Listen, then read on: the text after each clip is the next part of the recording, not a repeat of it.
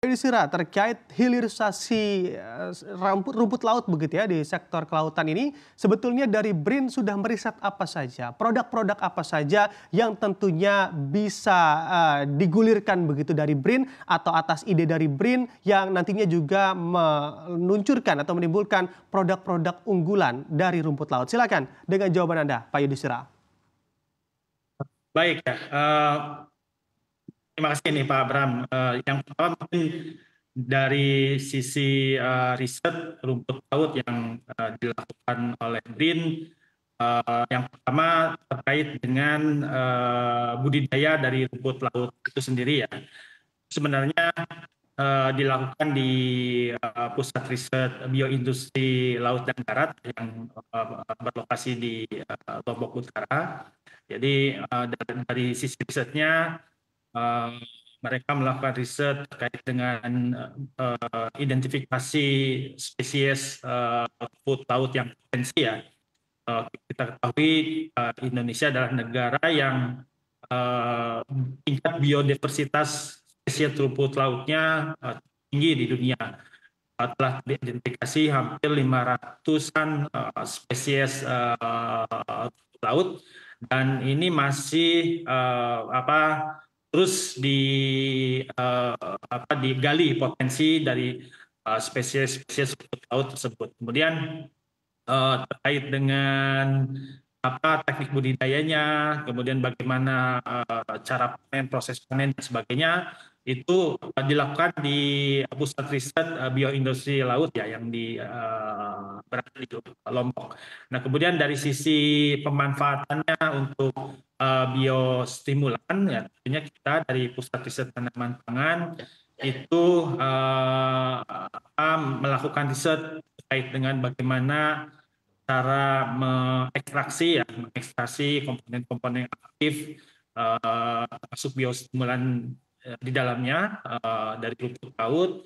Kemudian juga kita mencari metode yang lebih murah, lebih mudah untuk bisa dapat diimplementasikan tentunya di dunia usaha kecil dan menengah.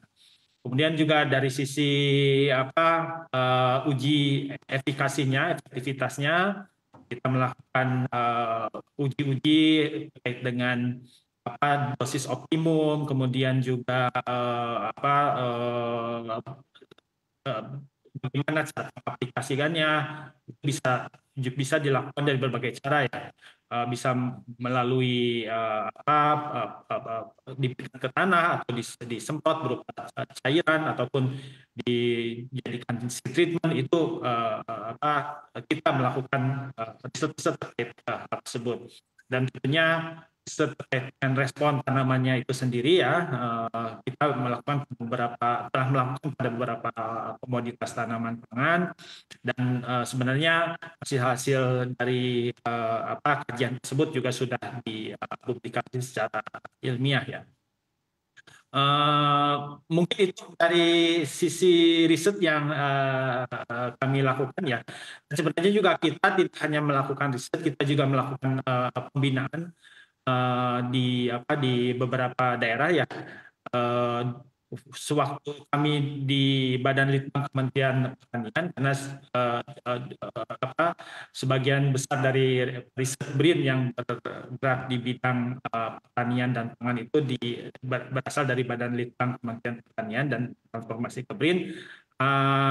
Kami melakukan demonstrasi plot ya, di Sumba Barat Daya, dan kami membina petani bagaimana memanfaatkan limbah rumput laut untuk dijadikan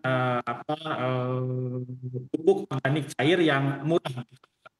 Dan alhamdulillah waktu itu di daerah Sumba Barat Daya tersebut pada luasan hampir lebih dari 10 hektar memberikan respon yang cukup baik ya.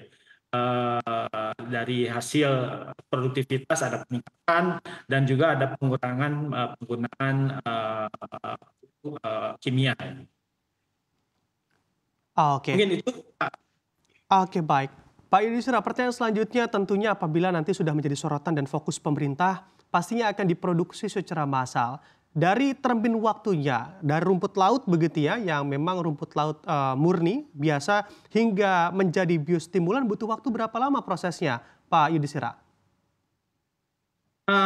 Sebenarnya eh, untuk dari mulai tanam sampai dipanen ya itu kan kurang lebih 2 bulan ya umur rumput laut bisa dipanen. Kemudian untuk proses pengeringan dan sebagainya tergantung dari nanti metode pengeringannya ya. Kalau menggunakan pengering secara modernisasi ya menggunakan oven dan sebagainya itu mungkin lebih cepat ya beberapa hari. Tapi kalau menggunakan apa uh, sinar matahari ya pengeringan secara manual itu mungkin tergantung dari tingkat intensitas mataharinya itu sendiri bisa sampai 7 hari dan sebagainya. Jadi sebenarnya tidak sampai 3 bulan itu bisa sedia biostimulan. Kalau metode ekstraksinya itu bisa cepat ya. Karena kita juga sudah mendevelop teknologi ekstraksi beberapa mineral misalkan seperti itu dan tentunya ada juga dengan menggunakan fermentasi ya dan sebagainya itu tidak akan lebih dari 3 bulan. Oke, prosesnya tidak akan lebih dari 3 bulan. Saya akan beralih bertanya ke Pak Safari. Pak Safari, dengan adanya begitu ya, temuan biostimulan ini sebetulnya akan berdampak seberapa besar terhadap serapan rumput laut di negara kita? Silakan.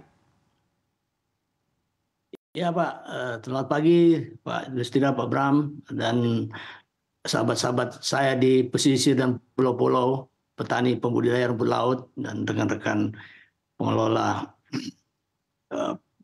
pabrik di beberapa daerah. Ya, ini kami menyambut baik adanya penemuan dari teman-teman dari peneliti, ya, terutama dari BRIN ataupun dari akademisi lainnya. Selama ini memang kita menjual rumput laut itu ke pabrik atau pengolah rumput laut yang membuat hidrokloid atau yang umum disebut tepung agar-agar atau tepung keraginan. Dengan adanya produk biostimulan ini yang salah satu turunan daripada rumput laut ini ya kabar baik buat teman-teman di pesisir pulau-pulau untuk memasarkan produk hasil panennya. Jadi bahwa